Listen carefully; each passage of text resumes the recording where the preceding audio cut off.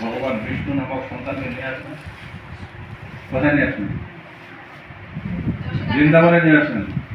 মথুরা থেকে বৃন্দাবনে নিয়ে আসেন। এখানে যশোদার কাছে নিয়ে আসেন। এখানে আগে কথোপকথন ছিল নন্দ মহারাজের সাথে, আগে যে চেঞ্জ করবে এটা কথা যদি চেঞ্জ করবে, তারা যদি চেঞ্জ না করে তাহলে আবার সমস্যা হয়ে যাবে। এখানে যখন নিয়ে এসে রাখছেন, রাখার সাথে সাথে ওই কৃষ্ণ মানে ওই কৃষ্ণ আর এই কৃষ্ণ মানে দুইটা কৃষ্ণ কোথায় কোথায়, একটা হচ্ছে মথুরা কৃষ্ণ আর একটা হচ্ছে বৃন্দাবনের কৃষ্ণ, দুটো এক হয়ে গেছে। বলরাম কোথায় আসে? বলরাম কি এখানে আছে নাকি? বলরামের মা পায় আলাদা মায়ের সন্তান, রোহিণী দেবীর সন্তান। ওখানে এরা আসে না, এরা ওরা আলাদা সাবজেক্ট। দুই কৃষ্ণ এক হয়ে গেছে। আর আরেকটা মেয়ে ছিল, কন্যা ছিল। তাহলে কয়টা হলো? তিনটা জায়গায় এখন দুইটা হয়ে গেলো। এখানে ছেলেটাকে রেখে মেয়েটাকে নিয়ে গেলো। আর মেয়ে হচ্ছে স্বয়ং দুর্গা দেবী। এবার মেয়েকে তো নিয়ে গেলো, মেয়েকে তো মারবে। কোথায় ভাবলো তো অষ্টম সন্তান হওয়ার কথা, মেয়েগুলো কেমনে নিশ্চয়ই ঘটনা আছে, এখানে মারবো না, অনেক কিছু বলতেছে। পরে নারদ মহিষের কোথা মারতেছে, আর মেয়ে হোক আর ছেলে অষ্টম সন্তান তো তোমাকে যে কেউ মারতে পারে, কোনো সমস্যা নাই, ওটা মারো। এবার মারতে গেছে, মারতে গিয়ে দিবে ওটাই তো ওটা চলে গেছে নাকি? চলে গেছে। কয়টা আসছিল তখন? একবারে দেবী হয়ে গেছে। মারতে পেরেছে? এগুলো মারতে পারলো না, ওগুলো মারতে পারে। এবার বুঝতে পারছেন না? পারেন নাই না, আরো সহজ করে বলতে হবে। কৃষ্ণের জন্ম কোথায় বলুন তো এবার?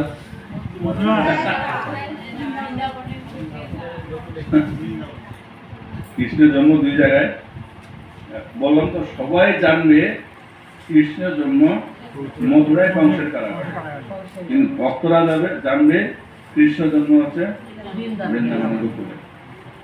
ভগবান কৃষ্ণ তার গোলক বৃন্দাবন থেকে কখনো বাইরে যায় না। ওই বৃন্দাবন আর এই বৃন্দাবন একই। ওই বৃন্দাবন থেকে এই বৃন্দাবনে আসছে, এই বৃন্দাবনে বাইরে কখনো কৃষ্ণ যায় নাই। তাহলে কে গেছে? মারামারি করতে গায়ে যায়, মারামারি করতে কৃষ্ণ যায় না, ওটা বিষ্ণু যায়। টিভিতে দেখেন নাই কংসকে যখন হত্যা করতে যায়, বা কংস যখন ভগবানকে দেখতে পায়, তখন কি রূপে দেখতে পায়? বিষ্ণু রূপে। কৃষ্ণকে দেখা পায় নাকি? কারণ কৃষ্ণ মারামারিতে নাই, কৃষ্ণ সবসময় বাঁশি নিয়ে আনন্দ করতেছে, সব কবিদের নিয়ে। কৃষ্ণ কখনো তার গোলক বৃন্দাবন থেকে বা ভৌম বৃন্দাবন থেকে কখনো বাইর হয় না, বেরো গায় বিষ্ণু। আজকাল যেহেতু মথুরা, ওইখানে স্বয়ং কৃষ্ণ আসে নাই, স্বয়ং ভগবান বিষ্ণু আসছে। ভক্তরা জানবে কৃষ্ণ আসছে কোথায়? বৃন্দাবনে, গোকুলে। আর সাধারণ মানুষ জানবে কি কৃষ্ণ আসছে মথুরায়। কোথায়? আপনারা কি জানেন? দুইটাই। এবার মনে থাকবে তো? হরে কৃষ্ণ মনে থাকবে? মনে হয় না।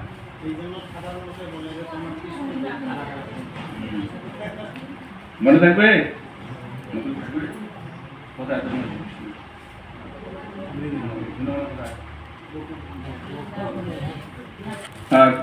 ওইখানে কৃষ্ণ যখন জন্মগ্রহণ করেন, বা ভগবান কৃষ্ণ গোলক বৃন্দাবন থেকে এখানে আসেন, তখন তিনি এক জায়গায় শুধু ছিলেন না, 84 বৃন্দাবনের বিভিন্ন জায়গায় বাড়িটা ট্রান্সফার করে ঘুরে ঘুরে গেছেন।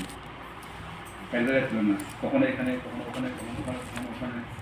পশুরের খুব অত্যাচার ছিল সেই সময়। এক জায়গায় ছিলেন, বিভিন্ন জায়গায় ছিলেন, বিভিন্ন বয়সে বিভিন্ন জায়গায় ছিলেন। তো যাই হোক, এটা গেল কৃষ্ণের ক্ষেত্রে। মহাপ্রভুর আবির্ভাব তিথি, আবির্ভাব কোথায়, স্থান কোথায়?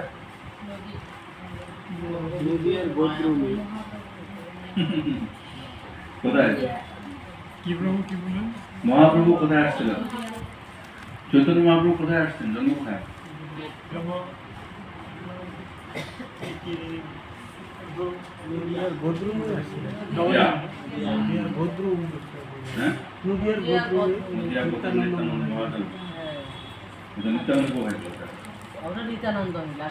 প্রশ্ন জিজ্ঞাসা করবো তো আপনাদের, মহাপ্রভু কোথায় আবির্ভূত হয়েছিলেন? কি বলবেন?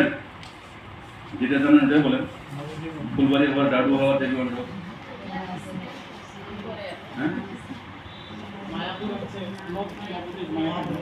নবদ্বীপ মায়াপুর প্রভু, নবদ্বীপ মায়াপুরে। নদিয়া চোখলা পশ্চিমবঙ্গ, তারপর বললাম ভারতে, ভারতে নাই পৃথিবীতে। মহাপ্রভুর জন্মস্থান নবদ্বীপও যদি বলে তবুও সমস্যা নাই, মায়াপুরে বললেও সমস্যা নেই। নদিয়া ডিস্ট্রিক্টের নাম, এখানকার জেলার নাম নদিয়া। নদিয়া ডিস্ট্রিক্টটা যে কোথায় এটা নামটা আছে কিন্তু জায়গাটা নেই। ইন্ডিয়াতে অনেক জায়গা আছে, এরকম জায়গা আছে, ইন্ডিয়াতে এরকম অনেক জায়গা আছে, নাম আছে কিন্তু জায়গাটাতে কোথায় ওটা নাই। নদিয়াটা অনেকে কৃষ্ণনগরকে বলা হয়, কিন্তু নদিয়া কৃষ্ণনগর নামটাকে ব্যবহার করে না, ব্যবহার করে নদিয়া জেলা, নদিয়া কৃষ্ণনগরের আরো ওই জায়গাটা।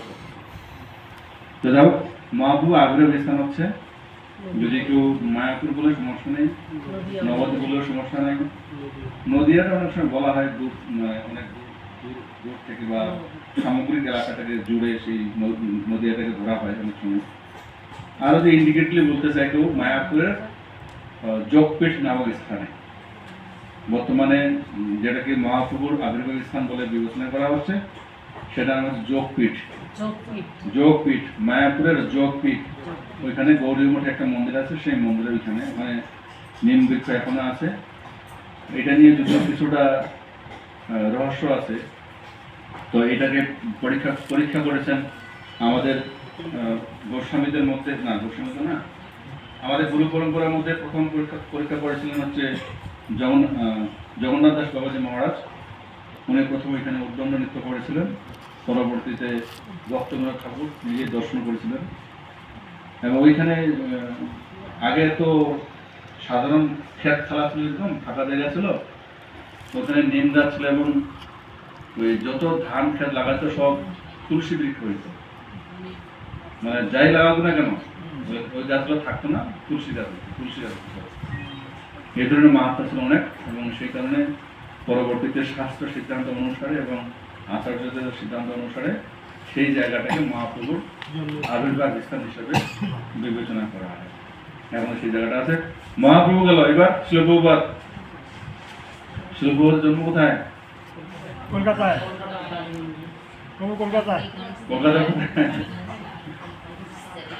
টালিগঞ্জ জেলায়, টালিগঞ্জ গ্রামে। কলকাতা আবার গ্রামও আছে নাকি? আচ্ছা, এটা বেশি দরকার নেই, খালি বলবেন যে কলকাতায়। কলকাতা বললেই বোঝা যাবে যে না, একদম ধারণা আছে মাথায়। মহাপ্রভুর আবির্ভাব স্থান কলকাতা। মহাপ্রভুর আবির্ভাব স্থান নবদ্বীপ, মায়াপুর। আর প্রভুদের আবির্ভাব স্থান কলকাতা। আর ছিল জগন্নাথ স্বামী গুরু মহারাজের আবির্ভাব স্থান আমেরিকার মিলওয়াকি গ্রামে। আচ্ছা, আমেরিকা মিলওয়াকি, আমেরিকা বলে হবে, অত ইয়ে নাই। এই কয়েকটা দিন মাথায় রাখবেন। তো যেই বিষয় নিয়ে আমরা আসলাম, কেন গুরুদেবের পূজা করবো, ওটা না, গুরুদেবের পূজা করার কারণটা হচ্ছে যেহেতু গুরুদেবই আমাদের সব কিছু করেছেন। যে কথাটা বলছিলাম, ভগবান শ্রীকৃষ্ণ 5000 বা 5500 বছর পূর্বে পৃথিবীতে আসলো, তিনি জীবের মঙ্গলের জন্য নিজেই কিন্তু প্রচার করেন। ওই ভগবান কৃষ্ণ বৃন্দাবনে আসছিলেন, বৃন্দাবন থেকে দ্বারকায় গিয়েছেন, দ্বারকা থেকে যুদ্ধের সময় কুরুক্ষেত্রে গিয়েছেন, কুরুক্ষেত্র শেষ করে আবার দ্বারকায় গিয়েছেন, তারপরে তো নাই। বাংলাদেশে আসছেন, কৃষ্ণ বাংলাদেশে আসছেন, আসছেন বাংলাদেশে কৃষ্ণ। যাও, কৃষ্ণ ভারতবর্ষের বাইরে যায় নাই, ওইখানে ছিলেন। ওইখানে এসে যুদ্ধ করে গেছেন, লীলা করে গেছেন, এই করে গেছেন, সেই করে গেছেন, শেষ। সাধারণ মানুষের জন্য তিনি কিছু করতে পারেন নাই। তিনি জ্ঞান দিয়ে গেছেন আমাদেরকে, ভগবদ্গীতার জ্ঞান অর্জনের মাধ্যমে, কিন্তু উনি ওইভাবে করতে পারেন না। যদি মহাপ্রভুকে ধরি, তারপরে একেবারে লাস্ট শ্রী চৈতন্য মহাপ্রভু আজ থেকে 500 কত বছর পূর্বে আসছেন? 500 কত? 51, হ্যাঁ, 539 সময় আর পিঠে চলছে মহাপ্রভু। 539 পূর্বে আসছেন। তো মহাপ্রভু যখন আসেন তিনি কোথায় হরে কৃষ্ণ মহামন্ত্র বিতরণ করেছেন? কোথায়? নাম সংকীর্তন প্রচার কোথায় করছিলেন? নাম সংকীর্তন প্রচার কোথায় করছেন মহাপ্রভু? কোথায়? ওই নবদ্বীপে। নবদ্বীপে করছেন এবং সাউথ ইন্ডিয়ায় গেছিলেন, দক্ষিণ ভারতে গিয়েছিলেন কিছু কিছু জায়গায়, এবং সেই সাথে তিনি জগন্নাথ পুরীতে ছিলেন। মহাপ্রভু কতদিন ছিলেন পৃথিবীতে? কত বছর? কত বছর? 40। কত? কেউই বলে নাই মহাপ্রভু জীবনে। ধান না তো বছর কত বছর? 48। আচ্ছা আচ্ছা। হ্যাঁ হ্যাঁ। এবং মহাপ্রভু এর মধ্যে নবদ্বীপে যতদিন ছিলেন তার থেকে বেশি সময় ছিলেন জগন্নাথপুরীতে। এই দুই জায়গায় ছিলেন। তো মহাপ্রভু জগন্নাথপুরীতে এবং মায়াপুর দুই জায়গায় এবং সাউথ ইন্ডিয়া কিছু কিছু জায়গায় ভ্রমণ করেছেন। মহাপ্রভু প্রচার করেছেন ওইটুকু জায়গাতেই।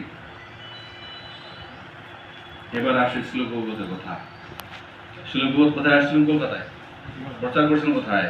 ভারতে শুধু? কোথায়? কোথায় প্রচার করেছেন? সারা বিশ্বে প্রচার করেছেন। কলকাতায় জন্ম হলেও সারা ভারত প্রচার করার পরেও তিনি সারা পৃথিবীতে প্রচার করেছেন। কার গুরুত্ব বেশি, কার অবদান বেশি? ভগবানের পাওয়ার ছিল কিন্তু করে নাই। মহাপ্রভুর পাওয়ার ছিল কিন্তু ভক্তি সিদ্ধান্ত সরস্বতী ঠাকুর যদি বলি, গৌরীয় মঠের প্রতিষ্ঠাতা ছিল ভক্তি সিদ্ধান্ত সরস্বতী ঠাকুর। তিনিও ভারতবর্ষে বেশি প্রচার করেছেন এবং সম্ভবত দেশের বাইরে দু একটা তার মন্দির আছে। লন্ডনের কথা গেছিলেন। কিন্তু তথাপিও ভক্তি সিদ্ধান্ত সরস্বতী ঠাকুর, গোস্বামীগণ, মহাপ্রভু, পরমেশ্বর ভগবান শ্রীকৃষ্ণ সবার থেকে সবচেয়ে বেশি ঝুঁকি অবদান কে নিয়েছেন? শিল প্রভুপাদ। বয়স কত ছিল? দেখতে কেমন ছিল? প্রভুপাদ দেখতে কেমন ছিল? খুব সুন্দর। দেখতে খুব সুন্দর ছিল। হ্যাঁ দেখেছেন? প্রভুপাদ দেখতে সুন্দর ছিল না। বয়স্ক মানুষ তো, এমনি বুড়া মানুষ, দেখতে অত সুন্দর ছিল না, কোনো গুণও ছিল না, ভালো কীর্তন করতে পারতেন না। মানে বর্তমানে যে বড় বড় শিল্পী আছে না, ওই আপনাদের সোনাহারে উকিল মাস্টার, বড় কীর্তি নেয় না? বড় কীর্তি নেয় কিনা? এত বড় কীর্তি নিয়েছিলেন না প্রভুপাদ। কি কীর্তন করতেন? জয় রাধা মাধব, আর দিয়ে একটা কীর্তন করতেন শুধু। বড় লেকচারও জানতেন না, খালি ভগবানের কথা বলে বলতেন। দেখতে সুন্দর না, বয়সে ইয়াং যুবক না, বড় ভালো কীর্তনীয় না, বড় পাঠক না। মানুষ কেন তার প্রতি আকৃষ্ট হয়েছিল? তার পরেও তিনি হচ্ছেন ভগবানের শুদ্ধ ভক্ত, ভগবানের প্রতিনিধি। যদি স্বামী বিবেকানন্দের কথা বলা যায়, স্বামী বিবেকানন্দ দেখতে কি বুড়ার মতো ছিল? কেমন ছিল? স্বামী বিবেকানন্দ যে দেখবে সে তার প্রতি আকৃষ্ট হয়ে যেত। এত সুন্দর ছিল, এত সুন্দর সুদর্শন সুপুরুষ ছিলেন স্বামী বিবেকানন্দ। কিন্তু তারপরেও বেশি মানুষকে তার প্রতি অগ্রসর করতে পারেননি। একজন মাতাজি গেলে আসছিলেন, তার দীক্ষায় দীক্ষিত হয়েছিলেন। সেই মাতাজির নাম আনন্দময়ী না, লন্ডনে ছিল মাতাজি বাড়ি, নামটা মনে পড়ছে না। যাই একজনকে তিনি নিয়ে আসছেন সেই মুহূর্তে। পরবর্তীতে তার ভক্তরা প্রচার করে কিছু ভক্ত বাড়িয়েছেন, কিন্তু উনি করতে পারেন। প্রভুপাদের মেন যোগ্যতা হচ্ছে তিনি ভগবানের শুদ্ধ ভক্ত। আর আরেকটা যোগ্যতা হচ্ছে তিনি প্রভুপাদ সারা পৃথিবীতে তার নাম প্রচার করতে জানেন। তিনি গেছিলেন ভগবানের নাম প্রচার করতে। ঠিক সেই জন্য ভগবান প্রতিষ্ঠিত হওয়ার সাথে সাথে তিনিও প্রতিষ্ঠিত হয়েছেন। কিন্তু অন্যান্য ব্যক্তিরা যারা বিভিন্ন জায়গায় প্রচার করেছেন তারা নিজেকে প্রতিষ্ঠিত করতে ব্যস্ত ছিলেন, সেই জন্য তারা প্রতিষ্ঠিত হয় নাই। ভগবদ্গীতায় ভগবান প্রতিষ্ঠিত করছেন, সেই জন্য সারা পৃথিবীতে ভগবদ্গীতা প্রতিষ্ঠিত হয়েছে। এবং সারা পৃথিবীতে ইসকনের প্রত্যেকটা মন্দিরে শিল প্রভুপাদের কি আছে? বিগ্রহ আছে না? এখন আসি, এত কিছু পরে শিলবাদের কথা শুনলাম, ইসকন এত কিছু করতেছে আমাদের জন্য তা শুনলাম, ভগবান কৃষ্ণের জন্ম ডাকা যাচ্ছে সেটা শুনলাম, শুনছেন না নাই? এবার আপনি একজন ইসকনের শিষ্য হিসাবে বা গুরুদেবের শিষ্য হিসাবে ইসকনকে আপনি কিভাবে সাহায্য করতে পারেন? সাহায্য কিভাবে করতে পারেন? কিভাবে করতে পারেন? মাতাজিরা কিভাবে করতে পারে আর প্রভুরা কিভাবে করতে পারে? আপনারা কিভাবে করতে পারবেন? হরিনাম প্রচার হরিনামের সাহায্যে? হরিনাম বলে তো আপনার লাভ হবে, ওটা ইসকনের লাভ হবে না। আপনি ইসকনের সাহায্য কিভাবে করবেন? করা যায় সাহায্য? কিভাবে করবেন? হ্যাঁ, আচার প্রচার তো আপনার লাভ। ইসকনের গ্রন্থ প্রচার, ঠিক আছে, ইসকনের গ্রন্থ প্রচার করলে ইসকনের লাভ হবে, ইসকনের গ্রন্থ করলে সবাই ইসকনের ভক্ত হবে। এটা প্রভুরা করবে, আপনারা করবেন? করবেন? আচ্ছা, আর কি কি করবেন? আপনাদের যেগুলো করেন সেগুলো করেন, সেগুলো করেন।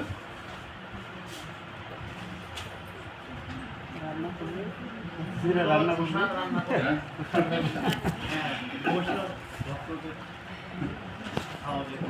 মাতাজিরা কি করবেন? কিছু করবেন না? হ্যাঁ, মন্দিরে আসবে, প্রসাদ খাবো। আচ্ছা, প্রসাদ রান্না করবেন না? আচ্ছা, প্রসাদ রান্না করে খাওয়াবেন। আপনারা কি সাহায্য করবেন না? গুরু মহারাজের কাছে দীক্ষা নিতে গেলে গুরু মহারাজ বলবে, এখন গুরু মহারাজ বলে না, তার প্রতিনিধিরা বলে, আপনি গুরুদেবের কাছে দীক্ষা নেওয়ার পরে কিভাবে সাহায্য করবেন, ইসকনকে কিভাবে সাহায্য করবেন। ইসকনের প্রত্যেকটা ভক্ত ইসকনকে সাহায্য করবে, করতেছে। শিলবাদের প্রত্যেকটা ভক্ত ইসকনকে সাহায্য করছে, ইসকন আজকে এত প্রতিষ্ঠিত হয়েছে। যে যেভাবে পাচ্ছে সেভাবে সাহায্য করছে। তা আপনারা মাতাজি হিসাবে কিভাবে সাহায্য করবেন?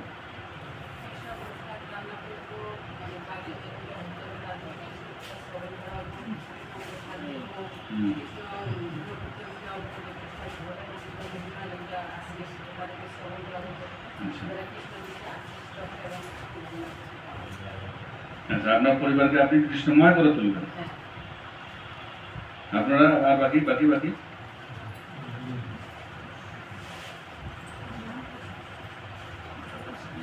মাতাজিরা কিছু করবেন না, আপনারা কি করবেন? আপনারা বন্ধ প্রচার করেন, তারপর আর কি আছে?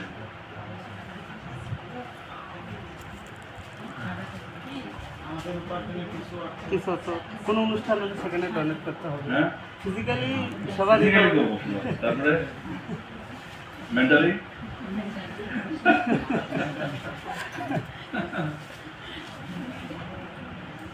এটা মাথায় নিয়ে আসতে হবে তো। কোনো না কোনো ভাবে তো ইসকন আপনাদের জন্য হয়তো কিছু অর্থ নিচ্ছে আপনাদের কাছে, কিন্তু যে জিনিসটা আপনাদের ইসকন দিচ্ছে সেটা তো আপনি কোথাও পাবেন না, পাবেন? কিন্তু তার বিনিময়ে আমরা ইসকন আপনার আমরা জায়গা একজন থেকে ইসকন বানাবো, ভক্ত বানাবো, আচ্ছা, বা কৃষ্ণ নাম প্রচার করবো, জপ করবো। আপনার বাড়ির আশেপাশে মাতাদেরকে নিয়ে আসবেন, এটাও তো সেবা। এইটা মাথায় রাখতে হবে যে আপনাকে গুরুদেব দীক্ষা প্রদান করছেন, গুরুদেব আপনার কাছে কিছু চাবে না, কিন্তু আপনার কাছে গুরুদেব বলবে যে তুমি আমাকে প্রচারে সাহায্য করবে। প্রচারে সাহায্য কিভাবে করবেন? কিভাবে গুরুদেবকে ইসকনকে প্রচারে সাহায্য করবেন, কিভাবে করবেন? সাহায্য তো এটা, একে অপরকে আমরা ভক্ত বানাবো, আচ্ছা, বা বাড়ির লোকরা, বাড়ির লোক বা আশেপাশে আছে লোকগুলা, গ্রামের মানুষ, যে হও আমরা ভগবানের ভক্ত হয়েছি, আপনারা হন, দেখেন যে এরকম একটা আছে না। এটা মাথায় রাখতে হবে আপনাদের সকলকে, মাতাজি বলুন আর প্রভু বলুন। অনেক প্রভুরা আছে, মন্দিরে আছে, এখানে অনেক সেবা করতেছে, আছেন, ঠিক আছে, আছে, থাকে অনেক। থাকে না? ওর বাড়িতে থাকে না? বাড়িতে যাই, এখানে হ্যাঁ, বাড়িতেও থাকে, এখানেও এখানেও থাকে। আসে, এখানে সেবা করতে রান্না বান্না করে সেবা করে, এই সেবার যে, কাজ করে। কালকে রান্না করছে, কত কি রান্না করছে? হরিবোলা মাছটা পুরো হরি হরি হরিবোলা হরি গোলা পুরো মাছটা, কোনো লিখিত মাছটা কি টাকা পায় নাকি এখান থেকে? না, টাকার আশা সবাই? করে না। এটা হচ্ছে সাহায্য করা। হ্যাঁ ভগবানের কর্ম। উনি ওনার কি লাভ আছে? উনি যে প্রতিদিন লাভ আছে, হুম, মানে ওনার বেতনটা পাবে না। হুম, মনে করতেছে আপনাদের সাহায্যের জন্য। আপনারা উপকৃত হন। এইভাবে প্রত্যেকটা ভক্তকে ইসকনকে সাহায্য করতে হবে। আচ্ছা, আমাদের মন্দিরে যারা আছে, মন্দিরবাসী যারা আছে, বা আমাদের মহারাজ যিনি আছেন, তিনি 24 ঘন্টা পরিশ্রম করতেছেন ভক্তদের উপকার করার জন্য, ভক্তদের ভালো হওয়ার জন্য, ভালো করার জন্য। আমরা ইসকনের ভক্ত হিসেবে আমাদের কিছু করণীয় আছে। কি কি করণীয় আছে সেগুলো আমাদের মাথায় আনতে হবে। যখন আপনি এই মন্দিরের সাথে যুক্ত নাকি? এই মন্দিরের সাথে যুক্ত না? হ্যাঁ এই মন্দিরের সাথে আপনারা যুক্ত। এখানে চেষ্টা করতে হবে মন্দিরটা কিভাবে ডেভেলপ হবে। যখনই কোনো অনুষ্ঠান হবে, কালেকশন হয় না? মাতাজির কালেকশন করেন? করি করেন না? করি কালকে করি। এইটা একটা সাহায্য। হ্যাঁ, আপনি নিজে যা পালেন সেই সাথে সাথে তার দুইটা বাড়ি গেলেন, তাদেরকে নিমন্ত্রণও দিলেন, তারা এখানে মন্দিরে আসলো, মন্দিরে কিছু অর্থ আসলো, তারা নতুন করে যুক্ত হচ্ছে মন্দিরের সাথে। এটা একটা প্রচারে তাকে সাহায্য করা হচ্ছে। তারপরে গ্রন্থ, ছোট ছোট গ্রন্থ আছে, ইসলামের ছোট ছোট গ্রন্থ আছে না? গ্রন্থ প্রচার করা। তবে একাদশী প্রোগ্রাম হয় আপনাদের আশেপাশে, একাদশী প্রোগ্রাম হলে তাদেরকে সেখানে আসতে বলা, যে চলুন মাইনা কি বলেন? চলো মাতাজি। আচ্ছা, মাতাজি চলেন, মন্দিরে এক অনুষ্ঠান হবে, ভক্তরা আসবে, সেখানে হরিকথা হবে, ভগবান কীর্তন হবে, প্রসাদ হবে। হ্যাঁ, ওগুলো ভাষা এখন নাই, অনেকটা মানুষ অগ্রসর হয়েছে, বা বর্তমান আধুনিক যুগ, যে মাইটাই কথা এখন অনেকে এখন মাতাজি নাকি? হ্যাঁ, মাতাজি। মাতাজি হোক। আপনি চলেন ওইখানে যাই, মন্দিরে যাই। হ্যাঁ, এই যে কাউকে জোর করে নিয়ে যাওয়ার চেষ্টা করা, অগ্রসর করানো, এটা প্রচারে সাহায্য করা। প্রভু যারা আছে তারা, মাতাজিও তো প্রভু, অনেক সময় দেখা যাচ্ছে যে এখানে সব সময় যেতে পারে না। আছে মাতাজি প্রভু বা না, সবার দ্বারা তো সব সেবা হবে না। অনেকের ইনকামের সোর্স আছে ভালো, তারা মন্দিরে এখানে ডোনেশন করলো, তারপরে প্রভু যারা তারা রান্না বান্নাকে সাহায্য করলো। অর্থাৎ আপনাকে ইসকনের সাথে যুক্ত থাকে চেষ্টা করতে হবে, আপনার দ্বারা আরো যেন 8-10টা ভক্ত ইসকনের সাথে যুক্ত হয়, কোনো না কোনোভাবে যেন যুক্ত হয়। বা ভক্ত হয়। ওই তো যুক্ত হওয়া ভক্ত একই ব্যাপার, কিন্তু আপনাকে কোনো না কোনোভাবে সাহায্য করতে হবে।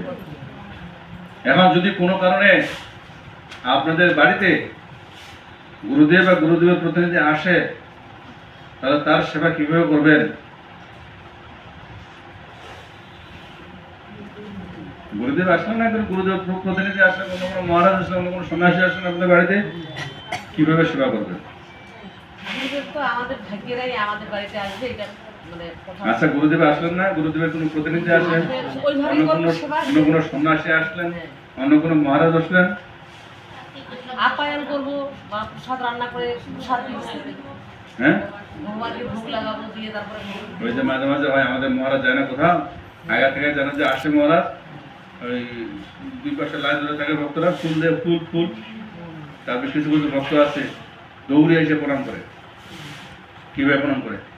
এরপরে সামনাসামনি, হ্যাঁ, একদম পাশে যেন যেতে না পারে, এবার আটকা ধরে থাকবে।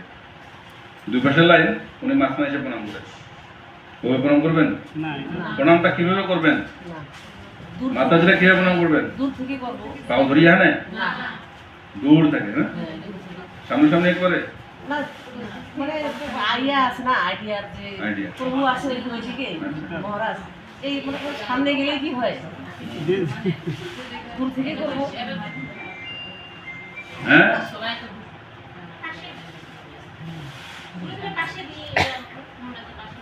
আচ্ছা, পাশে বলতে সাইডে আর কি, পিছনে প্রণাম করা যায়, পিছনে, ওনার পিছনে। মুম্বাইতে গেলাম, ওখানে দেয় তো, কেউ তো দেয় তো। মুম্বাইতে ওখানে অনেক পারি না। সন্ন্যাসীদের প্রশিক্ষণ হয়েছিল, ওখানে আমরা গেলাম, মহারাজ গেছিল, আমি গেছিলাম, আর আরেকজন মহারাজ গেছিলাম, 3-4 জন গেছিলাম, বাংলাদেশ থেকে আমরা। ওইখানে অনেক বড় বড় ট্রেনাররা ট্রেনিং দিচ্ছিলেন।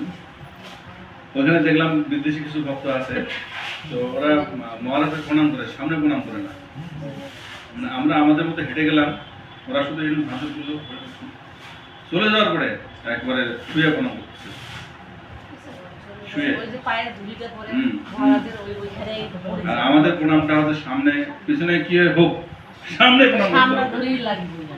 ঠ্যাং ভর্তি হবে প্রণাম করার ক্ষেত্রে এটা শিখতে হবে। কিছু কিছু মাতাজি এখনো বাইরের মাতাজি যারা আছে এখন